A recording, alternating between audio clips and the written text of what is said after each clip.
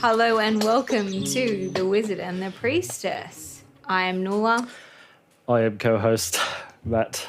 Welcome everyone. Today we are going to dive into our next element or our next emotion, which is overjoy or mania. This space essentially correlates to the heart. Now I'm not 100% sure if I'm going to pass this to you yet. No, I'm going to hold on because I wouldn't yet. not yet. Yeah. Too much to say. So is this the carry on from the kidney liver? Is it? Yep, kidney, liver, heart, Yep. or what we're focusing on essentially was we started at the lung, which was grief. Yep. And then we moved from grief into the kidney. Yep. And then we sort of adjusted from kidney moving into liver, anger, but now we're sort of even more into the elements. So we're moving towards the heart and fire. Okay. So I just want to touch on quickly from a TCM perspective, the function of the heart is to create connection. So that's connection to our outward world, connection to our inward world.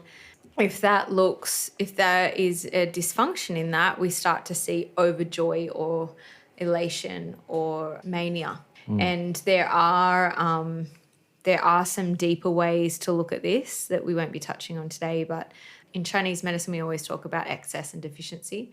So one of the things that, if we think of it from that connection standpoint and how the heart functions, Yep. if there is an excess of connection, so we're overly connected, external stimuli Is this like a codependency thing as well? Yeah, could We be. should be over-connecting? Yeah. We become like fanatical and we're essentially attaching too much to our beliefs and attaching too much to this like sort of usually external stimuli. So it's sort of that idea of being, and it is a dysfunction, right? So it's the dysfunction of that. So the connection that is normal and healthy and well is when we have friends and we're connected to, we have good ways of communicating and we feel joy and we feel grateful and we can move in the world in a way that feels really easy and simple and smooth. Yep. With connection to the experience that we're living. So connecting well to the experience that we're living. Yep. So when I'm talking about the excess or deficiency, it's excess or deficiency in a dysfunctional way. Yep. And so when we've got an excess of joy, when we're like, we're trying to keep up and actually sort of leads into the next element, which is sort of overwhelm, moving into earth element. Would this be the same as excess connection? You're sacrificing yourself for the other? It can be. Okay. Yeah. So that's one way it shows up. Yeah, it can be. And a lot of the time what I think in today's world, it is that excess looks more like following 1,000 people on Instagram or like being up to date with so many people. So we actually are dysfunctional in that connection because there is actually a complete lack of connection because you are giving to someone else and they're not actually giving back to you. Yeah, so it's like social media where you're more connected than ever before, but you're less connected at the same time. So the way I was sort of leaning into this or kind of trying to understand it, but it's sort of like we don't have our deep soul connection. We're not like deeply connected to what we call. So when we talk about the heart in Chinese medicine, it's not just the soul, as in the Shen. So the Shen is the word that we call for soul in regards to Chinese medicine or the way that I see it. And so Shen, but every organ has its spirit. Right. So it's not just the heart. Whereas from a Western standpoint, we received a few questions, which was really nice. And one of those questions was related to how we focus on the heart when it comes to love, or we focus on the heart when it comes to, moving from that center space, that heart space. Yep. As much as that is the case in terms of connection and essentially connecting to whatever that is, soul, connecting to inner spirit, connecting to external stimuli, whatever that is, there is also what we know as the big Shen. And that essentially encompasses all the spirits, all the souls of each Is that organ. like the overseer? Yeah. Type? Yep. Okay. And that's what we move from. Right. Or that is essentially, we should have had a conversation before we started this podcast, have but it now. It's fine. you touched on this in a previous podcast about I was trying to decipher how we get here. Right. So like the spirit breaks into pieces, and then we become like pieces of soul, and that soul enters the body or enters human form, and as it enters human form for you, it has these contracts, and then essentially we live out our life getting through that contract, and then we move on to the next, or we move up into the next level kind of thing. Mm-hmm. In Chinese medicine, the big Shen would be that soul piece that comes into the body. Right. So that it is the overseer, essentially the overseer of the contract. Yep. And that is essentially where we're moving from when I say we move from the center, or we move from that heart space that feels in alignment, that creates alignment in our life, and everything just opens up in that way. I'm talking about the big Shen. Yep. Then we've got little Shen who lives in the heart, and that is the heart's spirit. Okay. So when we think of Lelung, that is Po. When we think of the liver, that has Hun. They're different spirits, and they have different functionalities. Right. So I think last time I may have touched on the three Hun, and they're essentially our gentlemen. They keep our will, our strength. They kind of guide us. Yeah. They're all encompassing. Yeah. Essentially. So from a metaphysical aspect, Yes. that would be aspects of consciousness. Okay. Like the three different souls for, let's say, the heart, the liver, kidneys, they draw in and attract aspects of consciousness like liver, fear, etc. And Kidney fear. yeah, so that's just different aspects. Totally. So for the left brainers out there, that's more, they're just sort of little centers for awareness. And so that's sort of that whole idea of like, the gut-brain axis, and how nothing actually you don't feel anything in the brain, you feel it in your gut. TCM would be like, yeah, for sure, but you feel it in all organs. Yeah. Anyway, so when we come back to that idea of that excess versus the deficiency, so when there is like this mania going on, or what you would expect to see when someone's heart is out of function is either that they're so connected to everything that they're completely disconnected to self, or they lack it and they have no interest in being around people. Yeah. They have a difficulty connecting. They got such a big wall up that they don't let themselves out. Yeah. So they disconnect themselves from the world. Yeah. Or the other side of that is they're so connected to everything else, they're not connected to themselves. So that is sort of the excess and deficient, and that is essentially when we look at heart on that kind of metaphysical level. And we can look at it in different ways in terms of the physical ailments that we could see from that. And like, what's a typical physical symptom that might show up? Excess would be heart attack. Okay. That's kind of how they got there, right? Yeah, and then I guess the thing is there's sort of different layers to it as well, but either way you could have like heart blood deficiency, which we were going to see like this There's really like lack. blood pressure, high and low. It can be, but either way. Any heart condition, right? Heart condition, it can be. Yep. Not necessarily though. There can be heart conditions that are caused by like a lack of where the mother would serve the heart, which is from the liver. So there might be a deficiency in the liver. We're always looking at that cycle of it feeding in.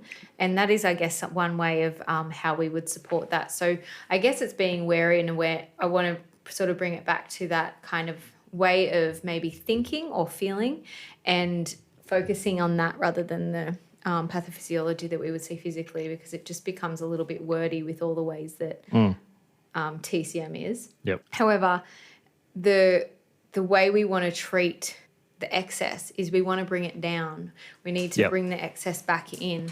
And so the way we do that is we sort of take the energy out of heart and we move it sort of towards what we would call the grandmother. And that grandmother is essentially the kidney. So the way we would strengthen the kidney so that she sort of brings that down, and then so filters back into the mother, which is the liver. The mother of the heart is the liver, and then the liver will feed the child again. Okay. Does that make sense? Yeah. So it's sort of like It's almost like a pyramidal. Everything is pyramidal in that sense. So for example, if we were to look at the liver, which is one step back, the liver is the child, the mother of the liver is the kidney, and the grandmother of the liver would be the lung. So if the liver was overworked and overdone, and like we saw this excess anger, we'd probably pull some of that energy out, Yep. put it towards the lung, Okay. and then the lung will feel. So we sort of like, it's sort of, I mean, I know this, but for example, if I take my kids to my grandma, they're my mum's house. They spend some time there. Yep. Takes the load off me. I Yep. can refuel. And then when the kids come back, mum's just calmed them down to some extent or some level, also riled them up in another way. Yeah. But then I'm more capable. I can then feed my children better, support them better. So it's sort of like when they're all out of whack, sometimes it's good to take them to grandma's house. Then mum gets a bit of break.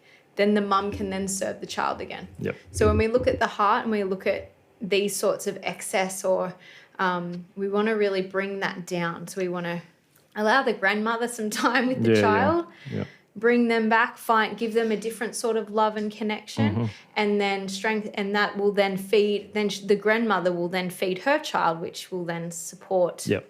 So she can support her child. And essentially that's the function of life, right? That's what we're aiming for and hoping for, that every grandmother is capable and available to the grandchild in that way, so that then they can there's always that cyclical nature where they can then serve their child through serving, and then they can serve their child, grandchild.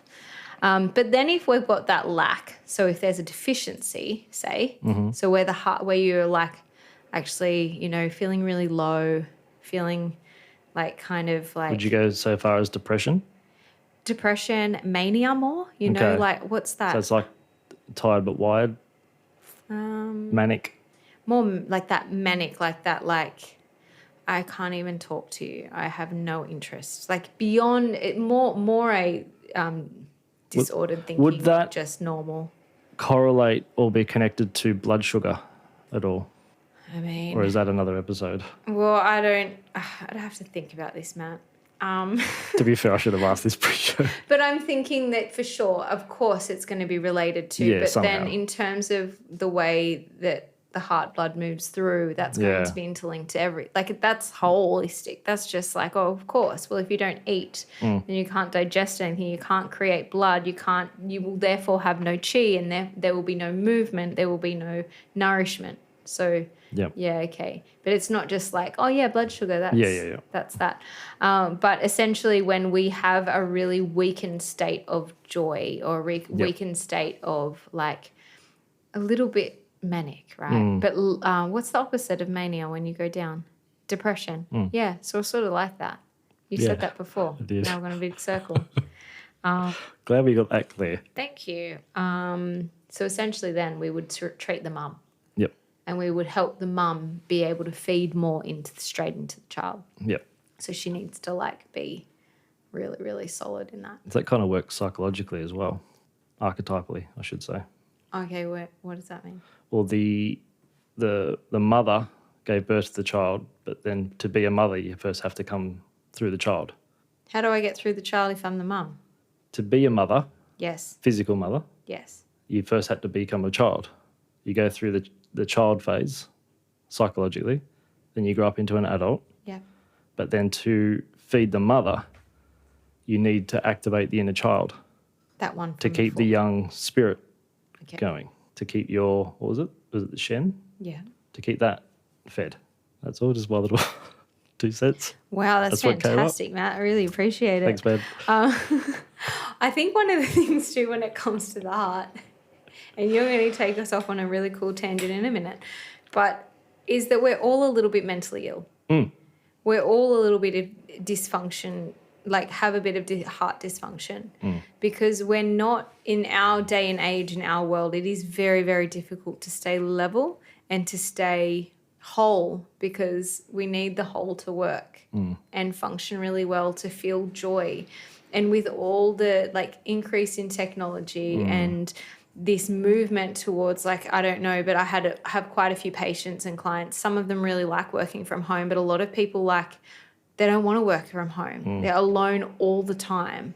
And yes, they get more freedom in terms of space they can be alone with, but they're not actually having that connection and like social time. So what they used to have at work for 8 hours a day, where you'd see other faces and you'd smile and you'd have a quick chat and you'd get back to work, that's now just very insular. Yep. And so that heart fire is actually being kind of diminished in a way. And so we're becoming like more and more disconnected, which means that we lack the quality of connection and we start to But also those interactions that you had at work face to face are now digitized on a screen. So then you start developing the relationship with the screen. So when you come to interaction with actual real human people, it's almost like your brain doesn't know what to do anymore. Yeah, right. Did that happen to you? No, thank you for asking. It's going to happen now. Zoom works. But no, absolutely. And this is the thing. We're so reliant on technology and we're so reliant on it for our connection. I know as a clinician, for me, the amount of people that will message me the day before an appointment and be like, oh, did I have an appointment tomorrow? Or do I have an appointment today? Or miss an appointment because, oh, you didn't send me a message reminder. And I know who you are and you know I'm talking about you and you're probably not listening to this. However, I remind them we make an appointment, you can put that in. But there's an aspect of this technology, it'll feed me the answer. Yeah. And then we rely on that rather than actually going. I know there's this chat, what's it called, CPT? Chat GPT. Yeah, that just does everything for everyone. Yeah. So we don't even need to think anymore. Yeah. But I'm hopeful. So I don't see this as I'm not doom and gloom here. Right. I'm the sunshine on your stormy day. My thinking in that is we can focus more on other things. We can. So we can come back to the connection. Yes. We can come back to the spirit of who we are meant to be. And I know I watched Zeitgeist some 15 years ago for the first time. And I remember where he was hoping to create was that we didn't have to work in the way we think we need to work. We just get to create and be in a life. But our minds are so wired to this way of being, this way that, we live in. I say this often, but I'm sitting inside a concrete box talking to a microphone. A stick. That's transmitting to somewhere artificial else. light. In artificial light. Yeah. We could have just put it in darkness, but anyway. But it's that is obviously having some form of impact on us, let alone the electromagnetic field that's vibrating through our systems and souls. And so it's just this constant reminder for me that we either get to go into the dark days or we can step in and go, you know what, maybe this is actually it's actually going to do what we hope it does. Where it's going to take the pressure off these mundane activities and it's going to give us more space to just be more human. And, I'm down for that. And, I mean, obviously I could absolutely be wrong, but why would I waste my energy on that? Yeah. How much did we do that through, over the, previous years where it was, so much energy wasted on, the negativity that could happen, might happen, never happened. Yeah, the could, should, would, what if. It's anyway, very layered. The other thing from a TCM perspective is that the heart, because I know you want to go into the anatomy of the heart. So I'll give you a little bit of an entry point. Yes. The heart in TCM is seen as the emperor. Right. And so in I don't know when, but in China, the emperor obviously was the bee's knees and therefore, being that, they were the most important. So therefore, a lot of energy and a lot of emphasis. Is that where that comes from? What? The emperor thing. From TCM? Yeah. I don't know what came first, but I think, I feel like the name the emperor would have been attached to the theology or philosophy of TCM. Yeah. But it was attached in the way that made sense then. It's because the emperor is this really important dude and we pray to him and he looks after us. And the emperor runs everything, right? Totally. Yeah. So he does run everything. Yeah. So to some extent he is really important. But we've got to remember that there's everyone plays a part in that importance and everyone plays a part in the the whole kingdom, even though the emperor is the figurehead. However, a lot of like analogies that I picked up through school would have been something along the lines of, you know, the emperor has to be in charge. Okay. And so forget what I just said, but imagine we are going to go into that and be like, yes, we live in these times where the emperor is in charge. So the thing that I see nowadays is the emperor is not in charge. We're functioning from a place of fear or a place of greed, a place of overdo. So we're moving from like where we've just been, say what we've just been talking about, the fear and the anger. Yeah. So this like we're burning on these levels, and then the heart is just kind of the emperor who should be in charge, should be making your decisions, actually has no power. And so there's this idea in the way that I talk to my patients essentially is just that remember that they're meant to be in charge, and they're meant to be in charge of the kingdom so that they can sit on top of the kingdom and they can ensure everything's functioning. That's their focus. But if they're not doing that, then we're losing our way, or we're probably over functioning or under functioning elsewhere. Well, that just leads to that. Well, I guess that feeds that disconnection. Absolutely. Right? Yeah. And then if you can't find that connection, you have to look outside yourself and connect to that, and then identify as that on some level. Yeah, and then this feeling, like the feeling that you're left with, is the feeling of like despair and lack of worth, because we're alone in the world, because we're so disconnected, but we're more connected than ever. So it's actually, I think the word more connected than ever is actually bogus. It shouldn't be said because it's not actually true. It's this idea where we're more informed than ever. We have more to digest than ever. We have more information than ever.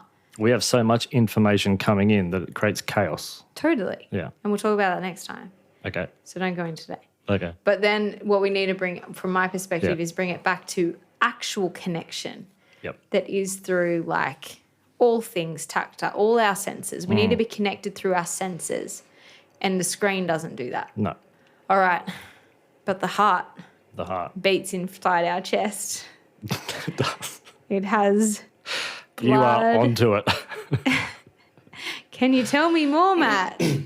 Tell me more. Well, you're coming at it from a TCM view. Yeah. What came up for me when you were talking about the emperor and the emperor being in control is that in tarot, number 4 in tarot is the emperor, which correlates to the experiencer of the mind. So if the emperor can't look after his kingdom, his body, then that's when he starts to get dysfunctional.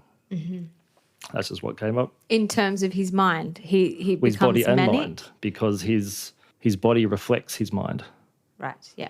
Your body is a reflection of the choices you've made.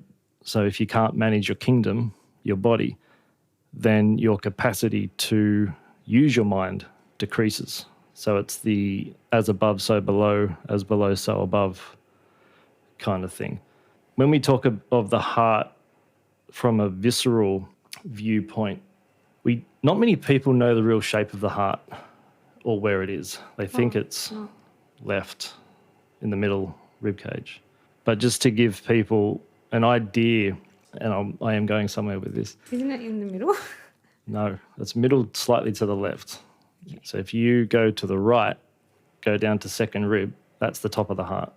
And then you draw sort of a slight oblique angle down to rib 6 towards the left. That's where the heart is. And you know how the cartoon heart, that shape? Yeah. That actually comes from if you were to strip away all the tissue from 2 people and they were heart to heart, and looking at it from the back or the front, it looks like that. Like a cross. Like that heart shape. Like a heart shape. Yeah. So that's where the connection thing Oh, that's really beautiful. comes in. So we need to be connected to something else or someone else. Well, we are connected, and even HeartMath Institute did this research where they put electrocephalograms on people to measure people's brainwaves. They put electrocardiograms on people to measure their heart rate. What they found was that hang on, I always get this mixed up. If you had 2 people in the same room or the same vicinity, what they found was the heartbeat of the stronger person showed up in the brainwave of the weaker. So what that means is that the strongest out there, strongest like vibrationally and vitality, all that kind of stuff, is that those people are harmonizing everyone around them all the time, Fantastic. whether they're conscious of it or not. So we are connected. It's whether you're aware that you're connected. So to the degree that we don't feel that, then we get into a little bit of trouble. When we're talking about the heart, people think of the heart as our spiritual home, where really it's not really our spiritual home per se. It's the springboard to spirituality, because to live a spiritual life, we'll call it, you need to be connected to self. You need to accept the self and realize that that self is connected to every other self. So you're connecting to something greater than yourself. So you're connected to the greater whole, essentially. But in order to do that and to function in that capacity, your upper, so the heart is the fourth chakra or green ray energy, the blue ray energy, the throat, and the indigo ray energy, which is the third eye, and then the violet, which is the crown. All of those need to be open to be the home of spirituality. So the heart itself actually has its own nervous system. Just the heart. Just the heart. So when they do a heart transplant, they have to take the entire nervous system with it into the patient. Yeah, okay. And you'd know what happens if people get like a transplant of some sort, what the person receiving the organ starts feeling. Totally. They start experiencing... Whatever the person that had the heart before them. Isn't that interesting? Right? Yeah. So, yeah. It's kept in the tissue. It's kept in the flesh. It certainly is. So from a visceral viewpoint, the heart articulates with everything in the thorax. The lungs, the mediastinum, the pericardium, which supports the heart. Nothing really holds. The heart doesn't directly connect. It's the pericardium, which is the protective, around that.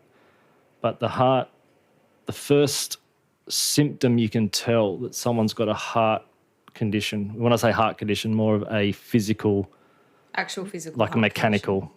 Pericarditis issue. or myocarditis or something. They have a high blood pressure. Well, even before that, it shows up in their posture.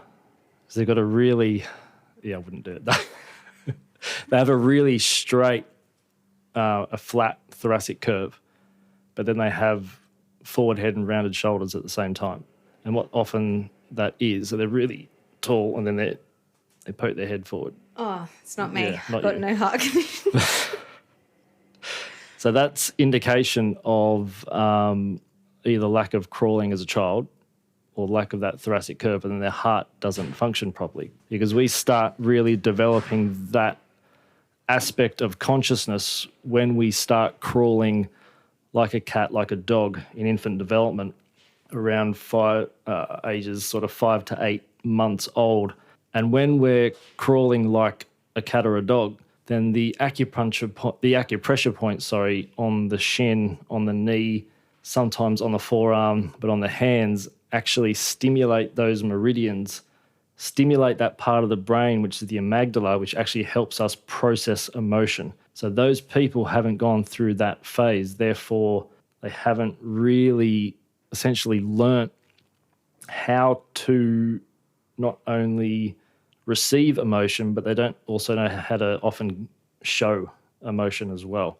But that's often, from a purely postural viewpoint, that's tension in the vertebral pericardial ligaments, which are the suspensory ligaments from the heart connecting up onto the anterior neck. So that can be a lot of forward head posture. It can lead to a lot of thyroid issues and all these kinds of things. And it's all really coming from the heart. And a lot of reflux issues can also come from the heart, because the esophagus, starting at C6, goes posterior to the heart. And if you have either something mechanically going on with the heart, or if you have irritation in the esophagus, it can show up as either an apparent heart condition or often reflux.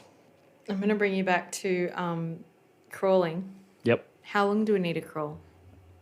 There's several phases of crawling. So you talk about like from start to finish or just this phase? I think it might have been deep. It should take about 12 months of crawling to be able to physically handle gravity. So most and where toddlers, does where does that start? Is that starting like from laying on your belly? yeah. Well, Is that one it phase? starts with really on your back wriggling around. Okay, so you Like a should worm. walk no earlier than 1. Well, it's not like on your first birthday you have to start walking. It's But you should essentially if it takes 12 months, actually you shouldn't walk until 18 months then. Because babies aren't sort of but it depends what's included. it's more of you can handle gravity at 12 months. So if you're seated, that's gravity. Interesting and then I guess that's that thing of like retraining the body into those postures. Therefore, do you believe that if you didn't crawl, then you are now in a posture with that straight back, poked out head, and you're like, oh, the heart's in dysfunction, and you do an exercise program essentially retrains their Or you reactivate the neural pathways yeah. that weren't turned on through those early times. Yep. And then their blood pressure goes down? Sometimes. Often. Let me preface this by saying that anyone who's had some kind of life will have some kind of heart tension. Like everyone. Because we're all a little bit mentally unwell. Have you ever been stressed ever? Never stressed. I'm like Zen princess. Zen over here. AF since birth. Right. You got to introduce me to her. I don't know what you're talking about. She's right. Yeah, anyone who's had any kind of Life. if you've lived half a life, then you'd have tension in and around the heart. But it doesn't mean you're going to die of a heart attack. It just simply means that the fascia around that will likely tighten, but, good quality food, a good, well-designed exercise program, hydration, all that kind of stuff. Yeah. From episodes 2 and 3 and 4. I'd be more concerned of a heart attack help you. from taking statins than I would be. Oh, 100%. Yeah. Then Yeah. It's actually 700 times safer to get a chiropractic manipulation than it is to take a statin. interesting statistic. Where'd you pull that from? I've done a lot of research. Is it a meta-analysis? Hey. Was that from a meta-analysis? That's just today's useful fact. Today's useful fact. Okay, well, as long as it's as true as all the other statistical facts that I've heard being thrown around, mystical creature world. Love that, wizard. You really You look really impressed. I agree. I'm sure there is truth to it. I feel like What are we talking about now? your 600, your statistic that you just threw out there. Okay. But I mean, it feels good. Sure. Go with it. Okay. So I guess let's come to that point of that sticky point in our episodes where we are maybe thinking about what sort of things can people do to stay strong in their heart or... But how does acupuncture treat or TCM? So someone comes in with a heart condition, what's I wouldn't necessarily do that like that. That's not how. If someone comes in with a heart condition and I'm like, okay, sweet, let's look at your whole. It's never, I've never like pathologized the heart as that. So in order to actually understand the pathophysiology of what's going on, if a heart pathology were to show up, I would treat them in the way I described previously, where if it was too much excess, we would bring focus on bringing the energy back into the grandmother, back into the kidney. And if it was a complete lack, we would focus on supporting, reconnecting. So really helping. It's sort of the same thing. You're bringing the energy back to the kidney in order to support the mum. So in that physical sense, like if we think about it from a day-to-day or a day-to-day example as a mother, it's getting the kids to go to grandma so that mum can have a full meal, a good night's sleep, get a massage, connect with her partner in a really like uninterrupted, beautiful way. And then grandma brings the kids back. Grandma feels full because her love cup has been filled by these beautiful little children. And then she can go off and the family, the mother of family, like that central figurehead can now flow into the children, and then the children feel whole again and feel connected too. Yep. But I think it's quite interesting that the number one thing that a child knows is connection. And that is like bigger than, I mean, I was going to throw a cool false fact out, but Yeah, do it. more important than breathing is connection, but it is actually not. You must breathe. We can go into that. We're not going there today. But either way, that idea of that the focus or the most that is important. That is as important as breathing. Connection is as important as breathing for a young child. So when we break connection, when we don't pick up a child when they're crying, especially little babies, when we dismiss their emotion, when they don't understand what's going on and they act a certain way, and we dismiss them and we disconnect from them and we make our love and connection conditional. If you are good, I will give you more. If you are bad, I will give you less. That is actually like impacting the emperor. That is impacting their ability to trust self, to trust that soul, that inner knowing, that inner intuition, that guidance system is now being told, we actually can't trust you. And so then we come and then we all of a sudden find this beautiful medium called social media and we're like, amazing. Now like I can feel a little bit of joy through this connection, these hits of serotonin when someone likes my post or does these things. And then I turn away from that and I feel completely depleted and alone. And so I guess, do you want to talk about what you would do if someone came in with a heart condition? Well, you don't know. I was thinking more, is there a certain acupressure or acupuncture point that would help open that up? But for the heart, coming back to breathing, the heart sits on top of the diaphragm. So any breathing dysfunction affects the heart. Any heart condition affects breathing. So it's all connected. There's no one thing you would do. I've had people come in with knee pain, feet pain or dysfunction or whatever, and I didn't go near the feet at all. It was up in the thorax somewhere, and I released that tension and they could move their leg properly again or use it properly, or the pain diminished significantly. So it's hard to say what you would do because it's different every time, right? Yeah. And it depends on the person. Yeah, because we treat holistically. You can't just be like, oh, okay, like it's not like a pill or something. No. Like, I mean, for me personally, I would treat the greatest tension at the time when they came in. yeah, So I know that's affecting everything else. no matter what. But the heart is a huge player, not only physically, but mentally, emotionally, psychologically, spiritually, depending what level you want to work at. It's all there. Yeah, and I mean, if connection is like breath, if connection is as important as breathing, then surely, like, the heart is the Well, think of the worst thing they priestess of the. think what they do. Think what they do to the most dangerous criminals, like to punish them. They put them in solitary confinement. That's the worst thing you can do Yeah. to a human being. Yeah, it's really big. And there was another thing that just came through when you just said that one, did you?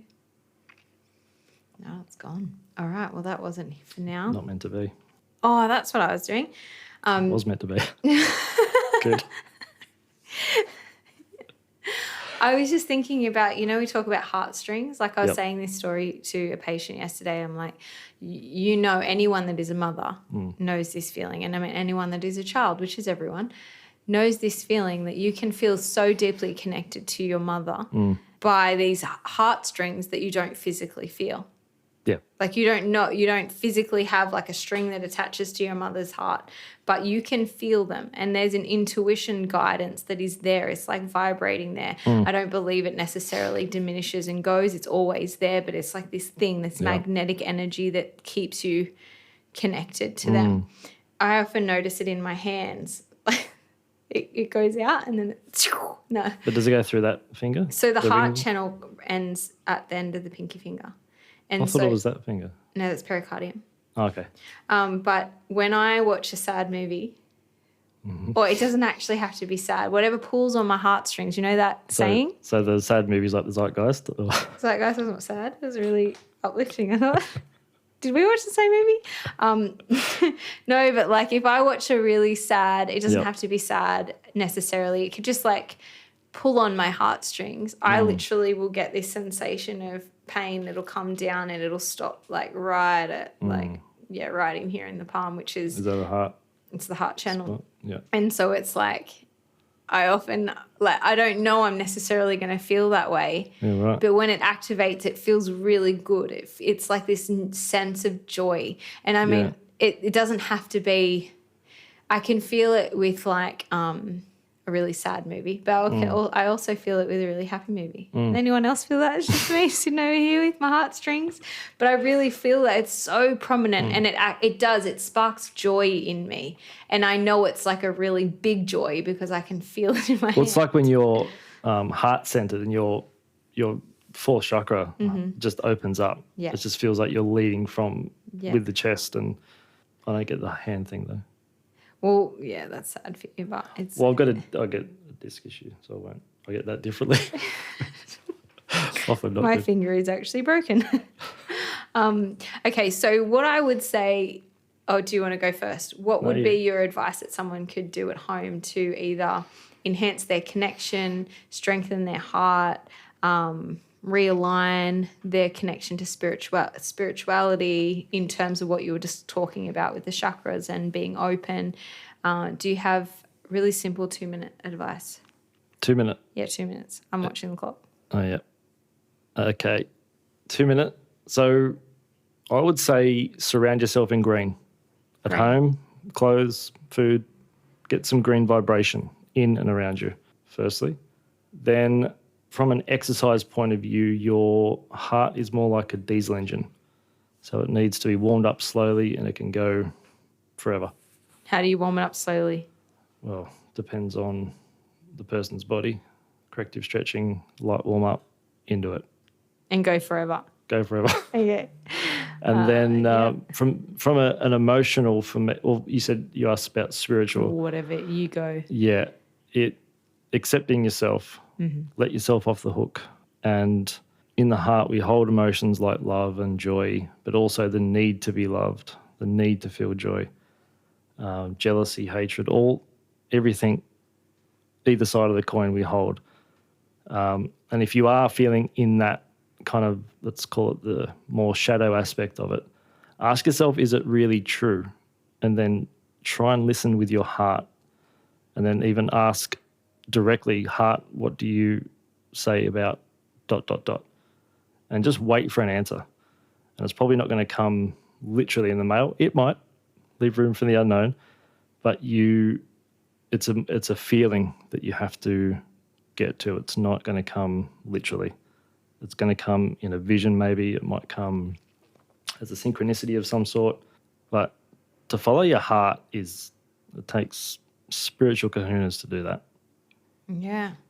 And to trust those too. Oh, yeah. Because I've done a lot of, not a lot, but I've done a couple of these sessions which are really cool, and as in landing in and like trusting what comes up.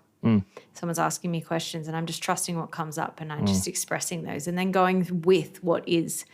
And I don't know, I thought like my imagination is pretty colourful, so I just sort of always go with that. And I think that's one of the things that I've always done. Yeah. It's like followed those nudges. It doesn't mean that there hasn't been absolute heart shadow that has like come through and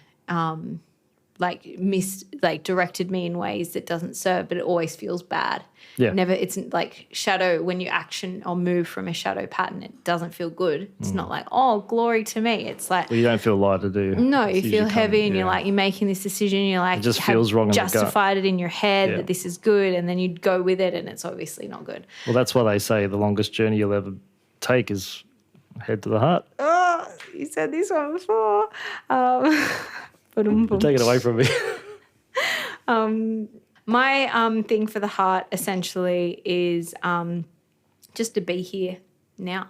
Get a clock that says now on it. No, jokes. That just came into my mind. Wow. What's the time? now. You can never diss my jokes ever again. I remember a yoga teacher told me that once, and he's like, I used to walk around Bali like with my like soft pants on and like be like, someone asked me the time and I literally had a watch that had no ticker or like no arms. It just said now. That's not wrong. No, it is now. That's fair. But I was like, and then he's like, I went through that phase of my life and then I came to and was like, okay, but I have to keep appointments at a certain time. I don't have the ability to trust the sun if it's a cloudy day. Yeah. Anyway, I don't think he was even versed in that either way. So being here and now, trying to be here in this body, here in this space. So therefore being really conscious of what is surrounding you, what is in your surroundings, where is that prompting you to go. So a bit of awareness in that too. Yeah, it's what's calling you, right? Yeah. And then lastly, a teacher that I really like, he's a teacher of Huan Yuan medicine. His name's Zoran. He teaches this Chin-Fa meditation. And so essentially what we're focusing on is as you breathe in, your hands come up towards the heart from the center, from your navel. And as you breathe out, you move your hands down. And it's sort of like that inhale, hands come up, and exhale, palms come down. And essentially, soon enough, you can do it without using your hands. But it's sort of like this creating inhale, hands coming up, and exhale, hands moving down to that central point. I was doing it the other day and I was like, wow, it really... something about it is really regulating, really landing. So just like you don't necessarily need to use the hands, but you're focusing on that energy between the heart and the navel. I was thinking anyway, there's a bit to it. You could do it to a different point if you're a man, but for a female, it's to the navel. Is the point on the man a bit further down? Lower? I think so. Psychic. Anyway, I would say that something like that, something as simple as that. I just thought one of the best things you can do for your heart is laugh. Oh. So your heart must be... My heart is bloody rocking. Someone said to me, because I say that I'm really funny and obviously funnier than you, but like... Well, you keep saying that. But... Yeah, but the thing is... I was telling them a funny story and then I started laughing and they were like, oh, wow, you just find yourself funny. And I'm like, wow, I just keep sparking joy in myself.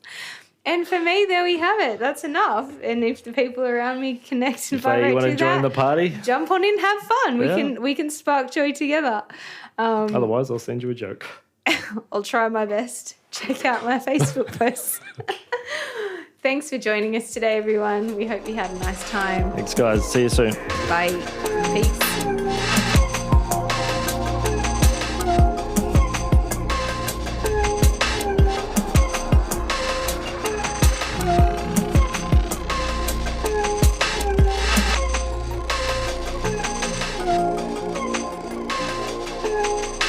You've been listening to The Wizard and the Priestess. Thanks for stopping by. Stay connected and be open.